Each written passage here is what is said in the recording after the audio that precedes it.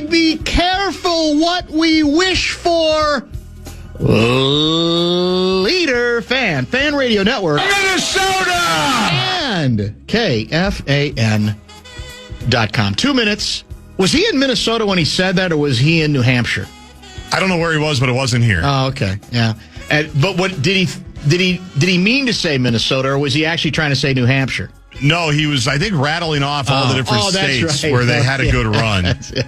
And Minnesota was one of them. 2 minutes, 48 seconds past the hour of 3 o'clock, Central Daylight Time. We welcome you back to a Monday edition of the Bumper to Bumper program on a pretty nice early May afternoon here in the Twin Cities of Minneapolis and St. Paul. Garzi produces the show. He is back from the greater Chicagoland area. More on that later.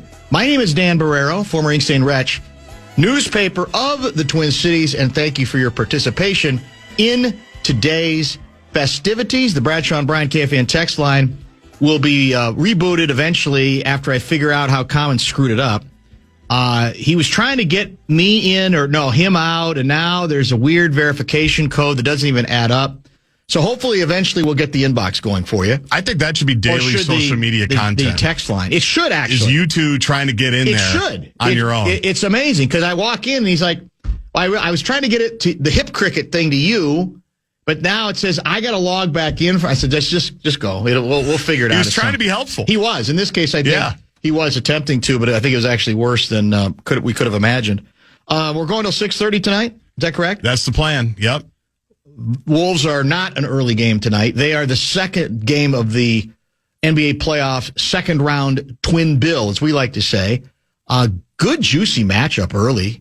The New York Knickerbockers taking on not the Boston Celtics, boys and girls, but the Philadelphia 76ers. I've apologized to Joel Embiid twice. Yeah. I did it 3 days ago, and then I had to do it again on Sunday's show. And I'll continue to do so if that's at all necessary. Did you see his comments after the game regarding Madison Square Garden West? Yes. We'll get to that. I loved that. Well, by the way, he called it Madison Square Garden East. Whatever that's true. term he used, You're right. was geographically incorrect. That's Not right. that I would have known, but that's not been that we pointed should out. be judged or judging the way we screw things up. But we'll get to that story for sure before we're done at 6:30. Russo Radio at bottom of this hour to review Game 1, Minnesota Wild last night in a battle. What was the final score? 9-6. So in a battle of field goals. Yeah. We end up losing in Game 1 of the Lanch 9-6. Russo Radio with the big question: what are we going to do at goalie?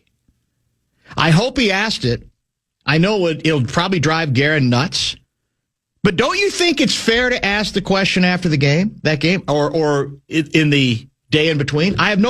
There's nothing wrong. That's not a trolling question. It can be a trolling question, but it doesn't have to be. It could be. I think it's a perfectly legitimate question. And it's not a statement on Volstead. You don't even have to think he played as badly as giving up. I guess technically he gave up 8 goals, right? Because the last goal was an empty netter.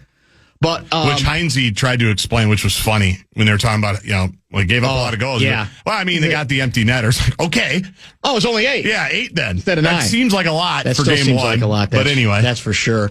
Russo, 3:30. Johnny Athletic, Dateline, San Antonio Davey at 5:30. He gave us some bonus time tomorrow.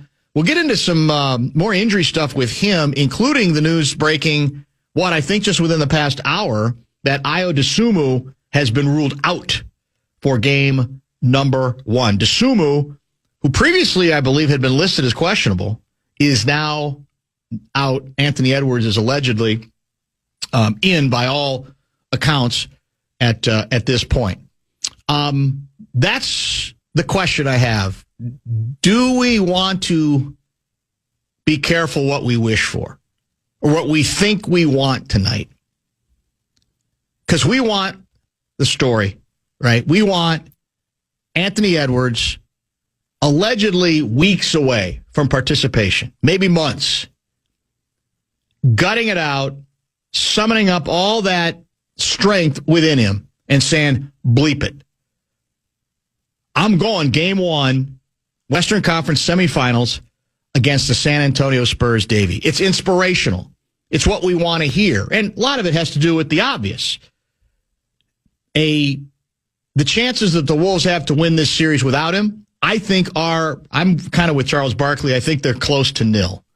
Now, you don't know what version of Anthony Edwards you're going to get, but I would say even Anthony Edwards as a warm body at 70% gives you some options that otherwise, especially with the Sumo continuing to be out, right, doesn't leave you with very many other meaningful possibilities. If the Wolves steal game 1 tonight, which you can hear on the Fan for free, that's right. No subscription needed. If they, if he dominates tonight, or even if he's just good to very good tonight, it's a hell of a story. They're going to be able by midweek. They'll be talking downtown Minneapolis of erecting a statue to him, right? All that's to the good. It's what we all root for. Go for it. Man, do it for the team. Do it for all of us. Do it because it adds a layer to the drama that's right in front of us right now. But is it the right thing to do? That's the question. And that's a pretty deep question, actually, that goes beyond just tonight. Now, the assumption is, we'll find out from Johnny at 5:30, that the pecking order is, that technically speaking, Anthony Edwards might declare himself ready to go. But the doctors, we presume, also have to sign off on it. Doctors, trainers, whatever, committee members on the medical staff that the Wolves have, the assumption is they too have to sign off on it, correct? Whether the player himself says, I'm good enough, I can give it a go. Whether it's tests that they do that give them some actual numbers to play off of, or whether they say to themselves, no, wait a minute here, hold on. There was a reason that we said earliest he could be back is late in this round. There's a reason we said that. And we have to stick to that. And we will stick to that. Can Anthony overrule the doctors? It's another question we'll ask Johnny. I don't know. In most organizations, I think the doctors have to sign off. Can that be movable? Can doctors be convinced on the basis of the particular injury and or even the sheer force of personality of the player? I bring all of this up because once upon a time, the San Antonio Spurs, Davey, had a big man named Tim Duncan. One of the greatest in the history of the game. A lot of people knew it coming right out of college, what he was going to be capable of doing. He ended up in the perfect spot. Great complementary players around him. Great coaching around him. And he made an almost immediate impact in the National Basketball Association. Before the start of the 2000 playoffs, this goes back a ways, but it's worthy, I think, of discussion today.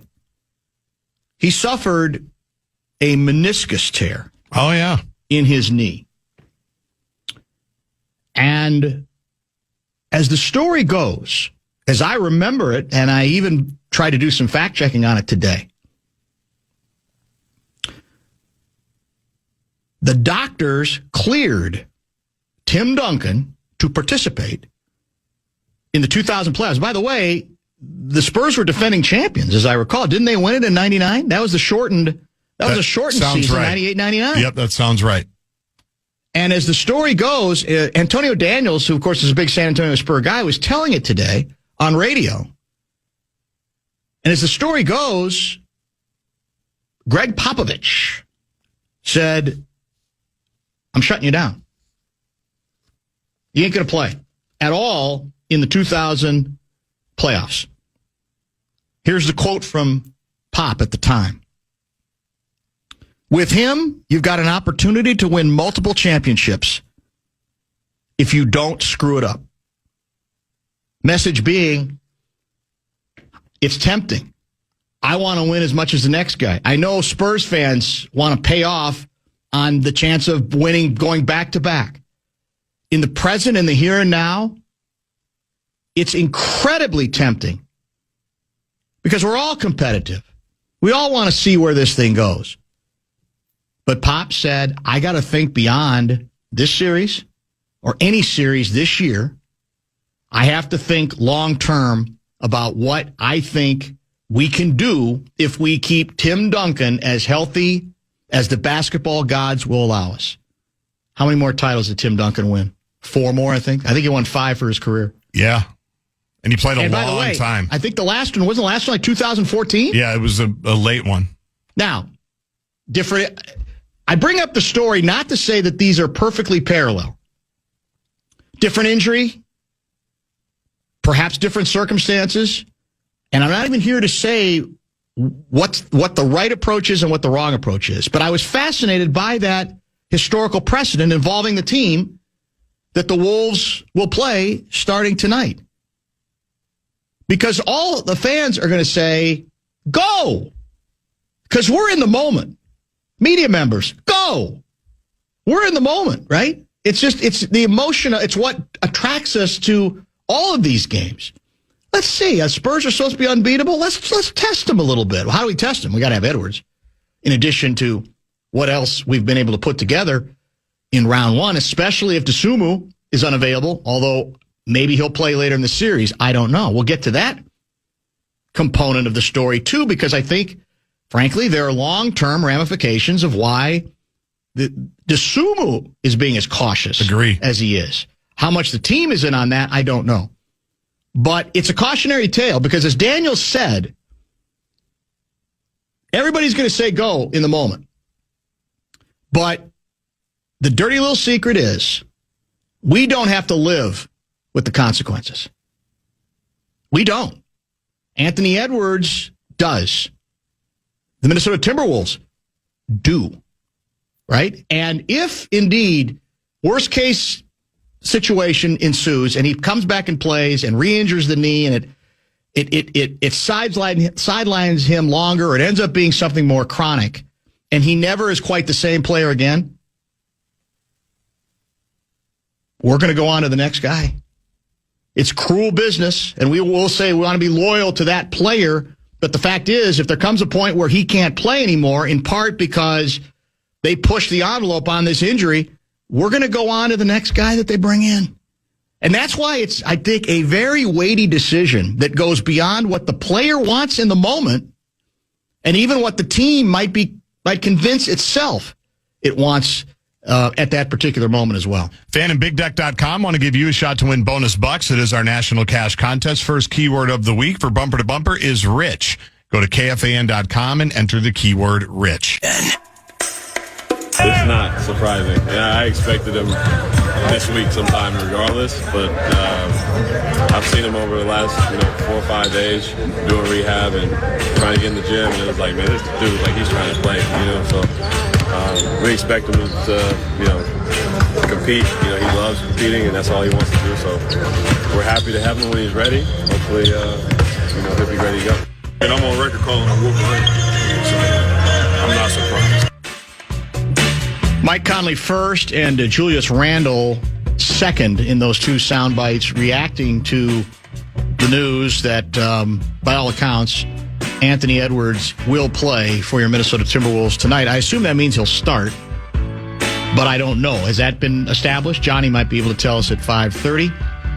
Generally speaking, I think it's so likely that we would think he would be starting. A lot of good text coming in. Don't forget, Russo, bottom of the hour. We will review Game 1 for your Minnesota Wild. It's interesting because there's a part of me that felt like it was exactly the kind of game, even with improved firepower that we have offensively, that this might be the one team that you don't want to try to outscore, a la the Wolves and the Denver Nuggets. Too loose. Come on, man. This isn't what we're supposed to be about. On the other hand, it reminded me a little bit, Guardsy, of football games I've seen where the game is matching two decent defensive teams, but for whatever reason, the final score ends up being 49-45. Just because it just seems to take on, within the game, a life of its own that's just crazy. Right. So I don't want to overreact to the game and the way the Wild participated in it, because it is one, and they were in it, actually, as odd as it sounds, at 9-6, and they led briefly, unfortunately too briefly, but the hockey ambassador in me says we gotta play. Our game is always intended, even in an era in which we now have greater firepower, to be a little bit more solid and more grounded than it appeared. Too many mistakes, too many turnovers that led to easy goals, etc. What's your short mini thought? We're going to get to Russo at 3:30, then we'll talk about it more probably after Russo. Mini thought on the Wild? Yes. I agree with it. The problem is when you factor in who's not there for them now, Eki and Broads, that makes the way the Wild need to play, I think, much more difficult. Yeah. I think they are rock solid, but I think a big part of it was because certainly those guys, right? Eriksson Ek is great defensive center. Brodin for sure. Obviously, Brodin is a tough injury, so it makes it difficult. It is amazing. Like, again, I'm not watching the All-22 of the Avs, but I just have flashbacks of when they played them all those years ago in 2013 when McKinnon was a young buck.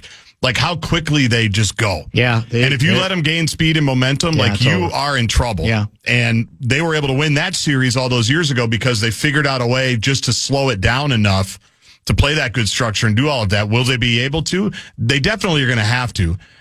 Because I don't think, as explosive as Minnesota can be, winning a shootout is necessarily what they want to do against this team. Because Wild can do it probably against 28 other teams in the NHL, but I don't think they can do it against Colorado. Yes or no? And again, this is not intended as an indictment. We're done with Volstead.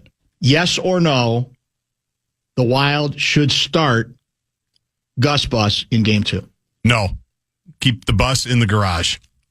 I think Volstead has earned the net. Going to need him eventually.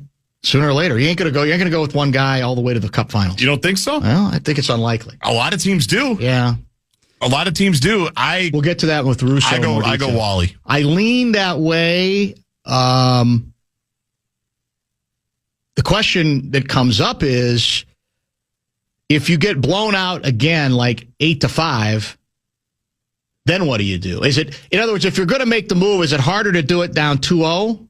Or is it harder to do it? Which way is it easier to go with the other guy? Yeah, or at some point you go, the truth is we're not declaring or announcing this, but Volsted's going to be the goalie this entire series. I think he is. They may have already made that decision. Yeah, now again, things change and things can get weird, but unless he's just a complete wreck tomorrow night, I don't know why you wouldn't go back to him. Kyle from Isanti, Ant needs to get close to 100%. It looks like he was already favoring his original knee injury and wasn't playing that well before this injury. We do need to remind folks, this is the other knee. Both knees have issues Both knees now have issues. Now, allegedly, none of the issues are structural, which is good, and may even factor into the decision of, are we rushing it too much? But he's got two different knee issues that do get into the area of, all right, what are you going to get out of them? So much life injected into this club after Game 6, and now Ant returning. Let's go. There's a wide variance of opinions here. Let me try to get to as many as I can. Not a fan of Ant playing long-term versus short-term is my reasoning. If he gets injured more, then we'll hear about how it's the doctor's fault. He's got the chance to be the greatest player in franchise history. Why risk it? Wait 2 games. That's from Papa Taco. Unfortunately, playing Edwards tonight locks up TJ a fair amount. We got to witness a Game 6 where TJ had the green light to go grab the ball and attack, and the results were incredible. Actually, 2 guys had the green light. You could say to a large extent it was TJ, but even more so, it was Jaden who took 25 shots. Yep. That's what a number one option takes in a game like that. Often is 25. I also wonder, though, is TJ a little nullified in this series anyway because of Wemby? It's part of the reason why TJ was such a revelation is Denver didn't have anybody at the rim for TJ. Now, I mean, he can't play, and I'm sure he will play, but we'll get back into that with Johnny because we talked a little bit about that yesterday. I don't think you can eliminate going downhill out of that fear, even if occasionally you're going to get the shot, stuck right back down your throat. I still don't think you can get away from it too much because I don't think the Wolves are a good enough shooting team to do that. But we'll get into that more with Johnny as well. The reality, Dan, is that these ultra-competitive athletes and those who truly love the game and to compete, they are fine with risking their body to compete. Ant is one of those guys. He has said he doesn't give a bleep if it's the playoffs, that it's the playoffs. All of that, none of that nullifies what we talked about in the first segment. You think Tim Duncan's not an ultra-competitive athlete? Many others who have indeed been held back? In a lot of cases, sadly, you almost need to protect the athlete from himself or herself. So the issue isn't whether it's Ant doesn't care. Trust me. If Ant suffers the kind of setback that has an impact on his career, and again, that's worst case. That's not likely to happen. Right. But if it does, he's going to be bothered because he wants to play. Is Io being more careful because he doesn't have the big contract yet?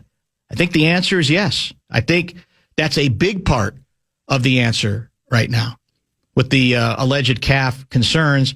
7'6" guy, Duncan might have won 6 if he'd played. We'll never know. And that's technically true. Meniscus is we'll never know. Tough, though, to just come back from meniscus, that. Well, running backs do in like a minute. But, yeah, in basketball, it usually takes a little bit longer. You got to decide about surgeries and all these different things. Cat came back from it, right, a couple of years ago in 2024. That's true, he did. You're right. Within a few months, but it still took a minute. Dan, you are hilarious trying to say Finchie should hold back Edwards so it helps them win multiple championships in the future. Those Spurs teams were way better than what the Wolves have now, most likely what they will put together in the future. I'm not saying anybody should be held back. All I'm trying to do is raise questions for conversation's sake, because I think it's an important topic that the 7'6" guys of the world want to dismiss, because it's a lot more fun thinking about the Wolves' chances in this series if Anthony Edwards is involved in it.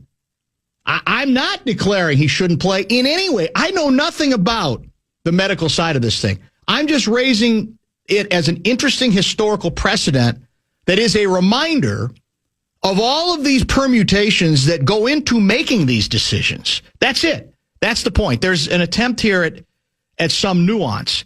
And regardless of, multiple championships and who's got a greater chance to win multiple championships, forget championships if you don't want to make it about that.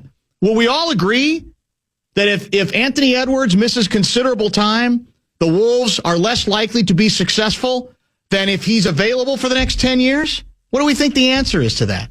So, yeah, the quotes championships in Duncan's case, or I should say in Pop's case, he's just making a larger issue about what goes into that kind of decision.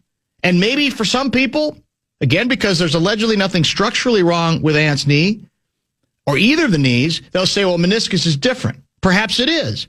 But I'll say again, you're now dealing with knee issues in both knees. Nobody can tell me that's ideal in going all out.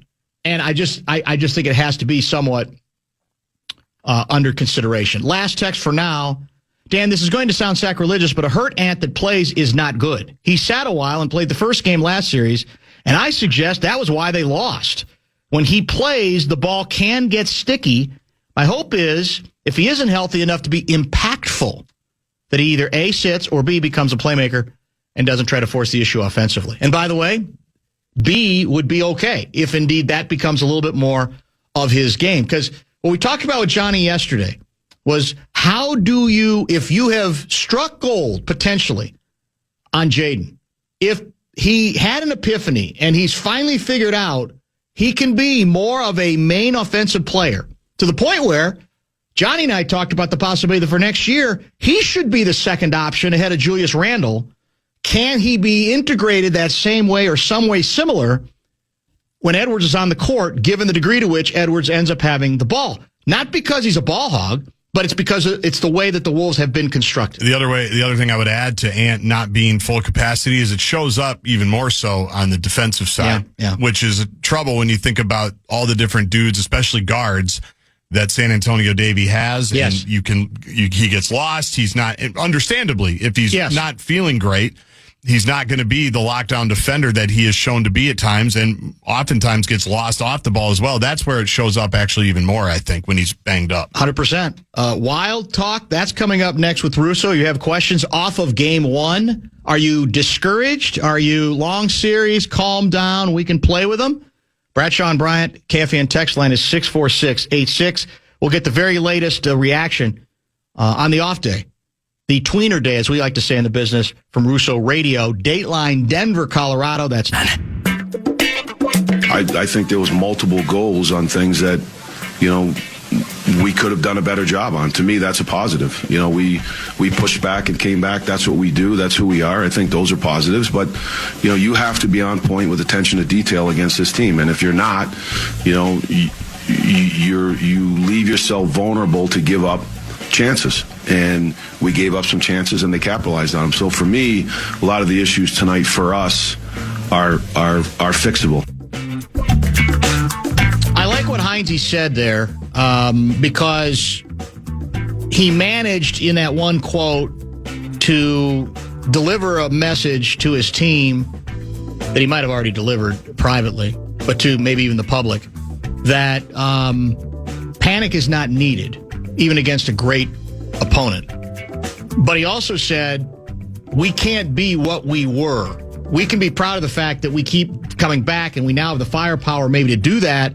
But Russo Radio, do you agree with him that he's saying we can't make it that easy for them? The details do matter, especially against a team as formidable as the Colorado Avalanche.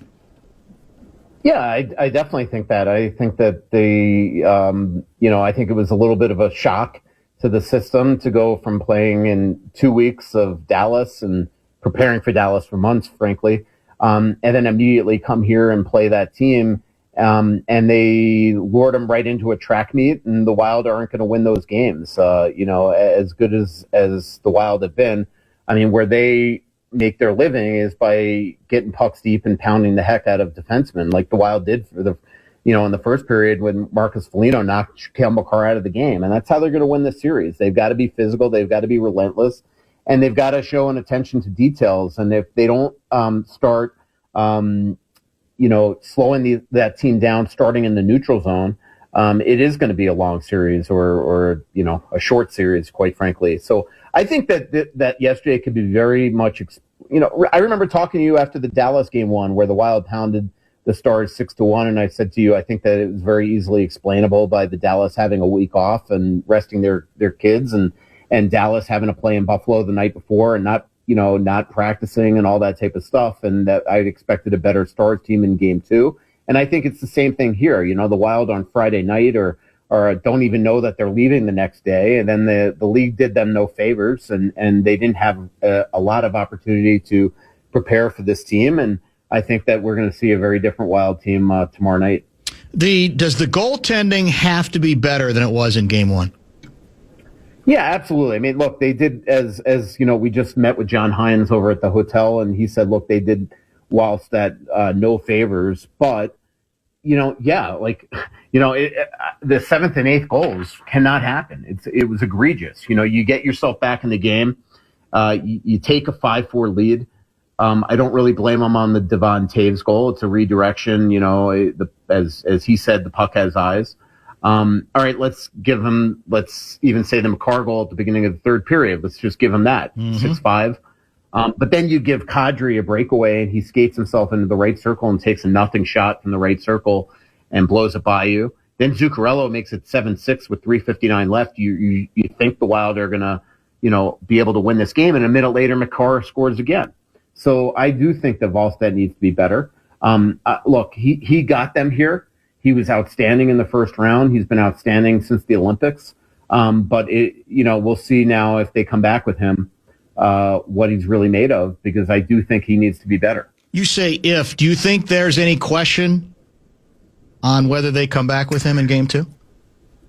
I wouldn't. I think you got to go with the guy that got you here, and he got you here. And the last time we saw Gustafsson was 3 weeks ago. That would be an awfully tough task to throw him into tomorrow night's game. To me, you only come back with Gustafsson tomorrow as if you pulled Wallstedt and gave Gus a little action. Right. But this guy hasn't seen any hockey in more than 3 weeks now. And the last time we saw him was against the JV St. Louis team, and he was god awful. So, and that's essentially what lost him his job. So I think that Wallstedt gained a little equity and should gain equity by the way that he played against Dallas. So I think you give him one more shot. Now tomorrow night, if he's terrible in the first period and gives up a couple greasy goals, I think you then make the move then. But I think that Wallstedt deserves the net one more time. That certainly sounds sensible. I would add quickly, what can you tell us on injury updates here? What do we right now? No, definitely not. I mean, unless somebody got hurt last night that we don't know about, it's going to be Eriksson out of the lineup and Brodin out of the lineup. And they're obviously both back in Minnesota. They both have significant injuries. I mean, I don't think we're seeing Brodin again for a while. Wow. I don't think that we're going to see him for a while. Eriksson is something that is also a significant injury that maybe he is able to play on. I know they're really hopeful that he'll be able to play in Game 3, so we'll see. He's obviously not going to be 100%, but both of them have significant injuries. So how it's challenging enough to beat Colorado for all the obvious reasons. Yeah. What do those two injuries represent? What's the loss or losses? Well, I mean, two of the best defensive players, on the Minnesota Wild, that's for sure. Their best defensive center. I thought Urov did a good job, but he's not Eriksson Ek, and it just makes it really much, when you don't have Eriksson Ek on that line, just makes it really much more easier to check the top line. And I think that the top line got pretty much enveloped yesterday. They had some good chances, but for the most part, you want Kaprizov and Hartman. Hartman had 7 shots on goal. Zuccarello had the goal. But it just makes it easier to check those guys. In terms of Brodin, he's one of the best skating defensemen in the league. He's somebody that you always want out there against McDavid and McKinnon, all the top guys in the NHL. You want Brodin out there. And so what it does is, last night we saw it, in the Dallas series, Brodin and Spurgeon were on the ice for 2 5-5 goals against the entire series. Last night, Middleton and Spurgeon were outscored 4-0 in the game. So that just shows you right away that it's just a very different look there with that pair. Now, granted, Middleton and Spurgeon have played very well in the past, and Middleton's going to have to be much, much better. He really struggled last night. So the one thing I do wonder, and I asked John Hines about it today, is do you give Middleton another shot? Mm-hmm. Or do you maybe elevate a Damon Hunt and put Middleton back with Bogosian because they played so well together in the Dallas series? The way it sounded to me is that they're going to get another shot, but that it's something that he's got in his back of his mind that if it's not going right, that he'll make that change. But I thought Damon Hunt was pretty good yesterday, but he played sheltered minutes, 14 minutes with Bogosian. He wasn't on the ice for a goal against, which when you give up 9, that's pretty impressive. And was on the ice for the shorthanded goal, so he was +1 in a game where the Wild gave up 9, so that's pretty good. But look, Middleton, I think also kind of like Wallstedt, he deserves a little leeway because we've seen him play great with Spurgeon before, and so we'll see if that happens tomorrow night. 612 guy wants to know, in your mind, which goalie appears more flustered right now, ours or theirs? Well, that's the worst that we've seen Wedgwood in months. He's had a tremendous career. Look, I don't think you give up 8 goals the way that Wallstedt did yesterday and just be super confident waking up this morning. But he's got this knack, and he has talked about it, where he is able to flush things both in game and after games. So, the one thing with talking to Wallstedt after the game last night, he didn't come across to me as a guy that was just beyond shocked and couldn't recover. Like he was his normal self after the game. So I think that I think the Wild show that they can get to Wedgwood. I think Wallstedt, we've seen him rebound before, and so it would not shock me if Wallstedt comes in and plays really well tomorrow. The one thing that was a little bit of a concern is it felt like, it felt to me that Colorado almost admitted after the game that they have a tell on where to beat Wallstedt. And 5 goals were essentially from the same spot on the ice in the same area of the net. And, and the Wild, remember, they thought when they found that with Jake Ottinger shooting blocker side, and it just felt like 5 of the goals yesterday were from the same spot. Yeah. In fact, I think Nazem Kadri is the one that admitted it after the game. I mean, he, on that breakaway, skated himself to that spot in the right circle and whipped it home from there. So it does feel like they have found something. So we'll see if he's able to adjust tomorrow night if he's in the net for the Wild. Ryan texts in an interesting nugget that I was kind of wondering about too. And you're obviously at the game, so I'm not sure you're able to listen to much of the TNT analysis, especially between periods.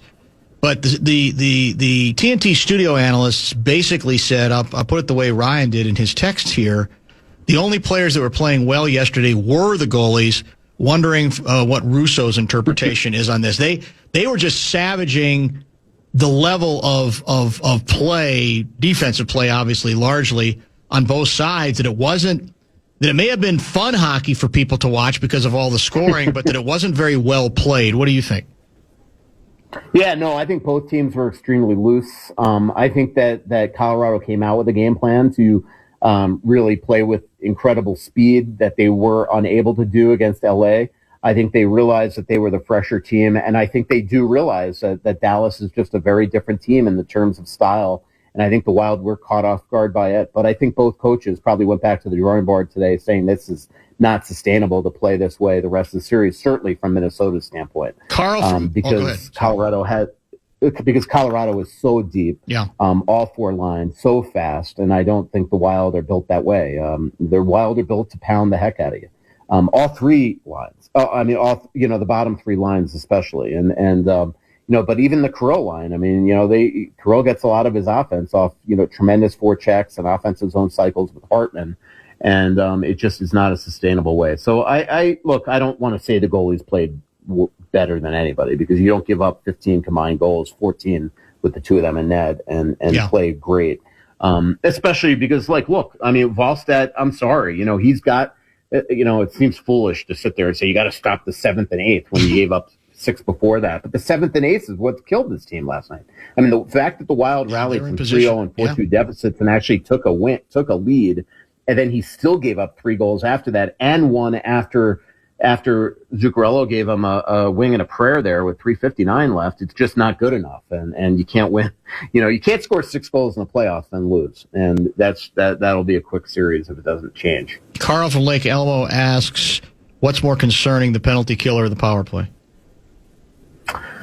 Well, the penalty kill at least scored last night. The power play was outshot by their penalty kill, 3-2.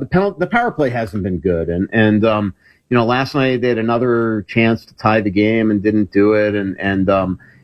Eriksson Ek is such a huge part of that power play. I didn't love the alignment last night. I know that fans have really wanted Brock Faber on the number 1 unit. I'd rather Hartman there, especially the way he was going there. Where they're losing Eriksson Ek is the net front presence. So now you have Kirill, either playing at the point or circling down to, or sort of drifting close to the net front. I don't see, especially without a practice, because Boldy didn't skate yesterday morning and they didn't all skate the day before that.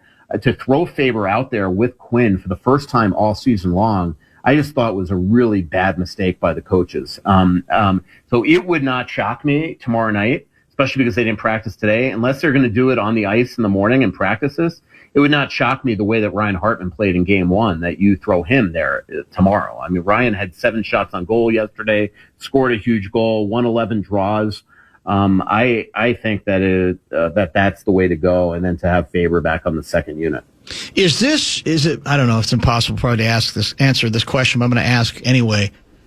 Do you, with what you know about these teams, do you view, and really what you know about the game, do you view this series as one, once again, where home ice might not be all that meaningful, and you're going to see a lot of twists and turns and ups and downs, and the key is to not necessarily overreact to any single game? Or do you think, given the Lance's pedigree, you do have to be concerned about the possibility of them just dominating this thing after one game? Yeah, the concern is because you're playing without Brodin and Eriksson Ek. Yeah. It's a true shame. Injuries happen, but man, how Minnesota Wild, the way that freaking Eriksson Ek got hurt, right? It just wipes out on his own and crashes into the sideboards.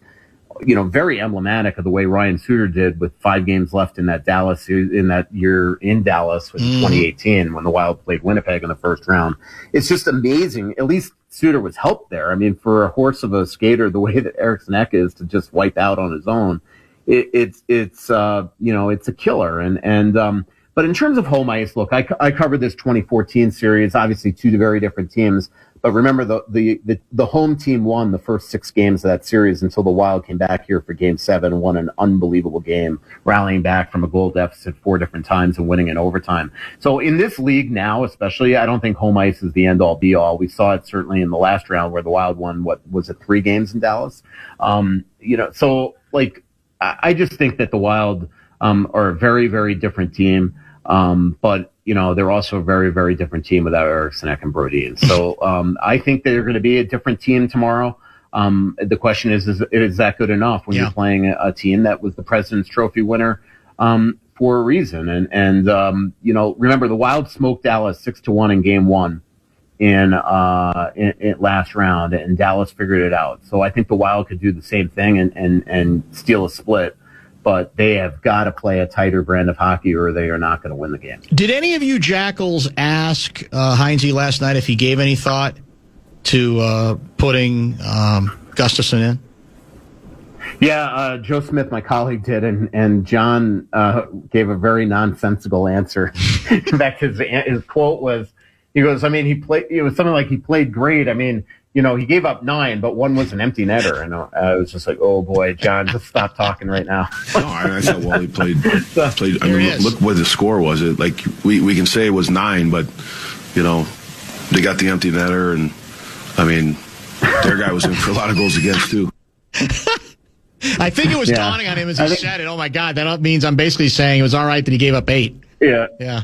Yeah, John was a little tense last night. He was much, much better today. He and I got into a really awkward back and forth yesterday. What was the deal last night? Yeah. I got a text on that from Fergus Falls guy. Mike, what was that about? You and Heinze? I mean, it was fine. It was just, I was basically just saying to him, with the fact that I was basically saying that the league did you no favors here, and do you think that an extra day would have helped because you weren't able to practice? And he thought I was taking a shot at the fact that they didn't practice. When all I was trying to insinuate is essentially what his answer was, is that, like, look, this is a different mindset. You play 2 weeks of Dallas. You don't give up any rushes. Yeah. They're a very different team. Colorado's a rush team. Dallas is a team that tries to pound you down low and get to the net. And that it was essentially just I was essentially insinuating the team just wasn't prepared for the mindset and style change. And he took it like, I think he took it like I was trying to take a shot that they didn't practice, which is not what I was insinuating. But I mean, look, but it's no big deal. I mean, like, trust me. I mean, John and I were fine today. I mean, this is the way that life works after a bad loss. I mean, I didn't expect that John Heinze, after his team gave up 9 goals, would come in and try to, put lipstick on a pig last night. He was a little tense. It was much better today. This text is perfect to end with here because it speaks to how quickly things can change. The text is from Brandon. He writes, is Brink going to need to play this series to increase the Wild team speed? And this comes after I must have gotten like 20 anti-Brink texts on the basis of his performance in a couple of games in the last series. So there's that recency bias thing that gets in there, but is suddenly Brink, who seemed like he was in the outhouse last series, is he now the answer to all of our problems? Oh, no, look, when you lose a game, obviously lineup changes are all in the cards. John was not tipping his hand today. I think Danilo Yurov, and he's the center that's replacing Joel Eriksson-Ek. I think he is earned another try because I thought he was pretty good yesterday. But to me, if you're worried about speed, then you throw Hunter Haight in, and then you at least have a center. And Hunter, they were really toying with Yurov versus Haight yesterday. I don't see how, without an injury, Brink gets back in right now because your wingers are Kaprizov and Zuccarello, Johansson and Boldy. I mean, you're not pulling out Trenyan, you're not pulling out either Foligno. So I guess you could move a Nick Foligno to center and put a Bobby Brink at a winger and take out Nico Sturm. Nico was not very good yesterday after being really good in games 4 and 6 of last series. So I'm not saying that Brink's out of the cards, but I just think if speed is your biggest concern and you want a right shot in there, I think Hunter Haight would be actually a better option right now if you want a center. If you want that winger and you want to pull Nico out, then Brink obviously is an option as well. And Brink has the ability to play make and create chances and things like that. Big off night tonight in Denver. What are the Russo plans?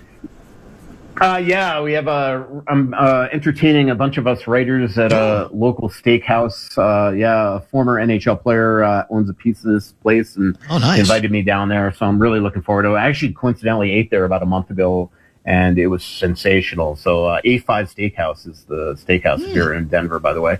We're going out there and looking forward to getting back because believe it or not, it's May 4th and we're getting a winter storm here tomorrow. Oh, no. So apparently it's supposed to snow. Hopefully I get out of here Wednesday. Very worried. Yeah, it can blow through man. I mean, that's the thing with Denver. Yes. Denver's a crazy place. I mean, it's 75 today, and tomorrow apparently a snowstorm's coming. And then it could be 70 the next day, too. That's how quickly it changes there. It's crazy. It's nuts. Enjoy your dinner tonight, and we'll chat soon. Thank you.